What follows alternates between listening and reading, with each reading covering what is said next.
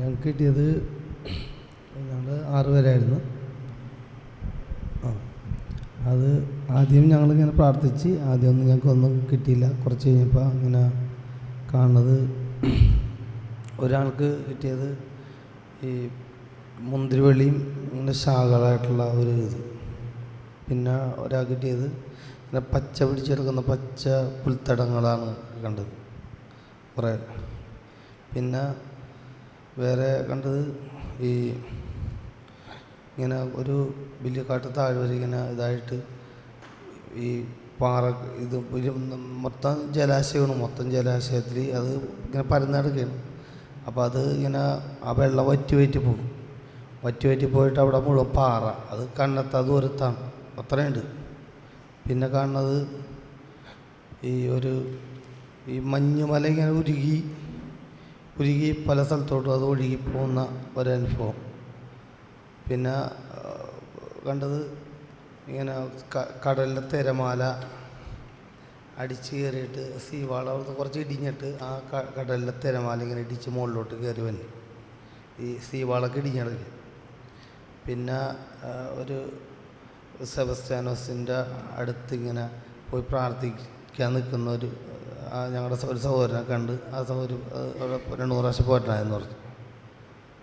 പിന്നെ ജ്ഞാനത്തെക്കുറിച്ച് പ്രാർത്ഥിക്കാനുള്ളൊരു ഇത് ഞങ്ങളുടെ സഹോദരനായിട്ട് ഇങ്ങനെ കൂടുതൽ ബോധ്യത്തെക്കുറിച്ച് പരിശുദ്ധാത്മാവിനെക്കുറിച്ചൊക്കെ നല്ല അനുഭവമായിരുന്നു.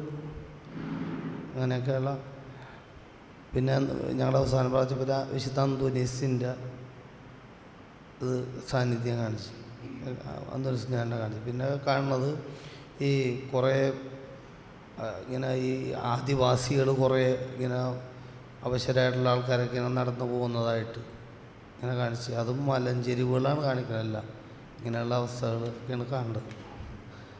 അത്രയും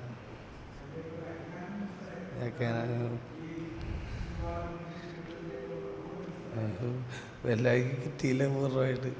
കണ്ടത് അങ്ങനെയൊക്കെ കിട്ടിയെന്നല്ലാണ്ട് ഈ സീവാള് വീഴുന്നതും അല്ലെങ്കിൽ ഇങ്ങനെയുള്ള ഓരോ ദർശനങ്ങളും വ്യാഖ്യാനിക്കാനുള്ള വരവും കൂടി നിങ്ങൾ ചോദിക്കണം. ഇപ്പോൾ കാണുന്ന ഒരു കാഴ്ച, അതിൻ്റെ അർത്ഥം നമ്മുടെ മാനുഷിക ബുദ്ധിയിൽ വ്യാഖ്യാനിക്കല്ല വേണ്ട. എല്ലാ ദർശനങ്ങളുടെയും അർത്ഥം പരിശുദ്ധാത്മാവ് തന്നെ നമുക്ക് തരണം.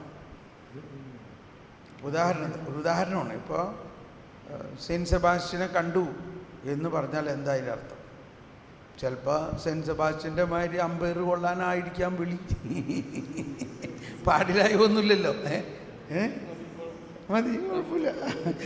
അത് ചിലവർ പറയും അത് സെബസ്ത്യാനോസിൻ്റെ അടുത്ത് പോയി പ്രാർത്ഥിച്ചാൽ ഉദ്ദിഷ്ടകാര്യം സാധിക്കും. ചിലപ്പോൾ അങ്ങനെ വ്യാഖ്യാനിക്കും.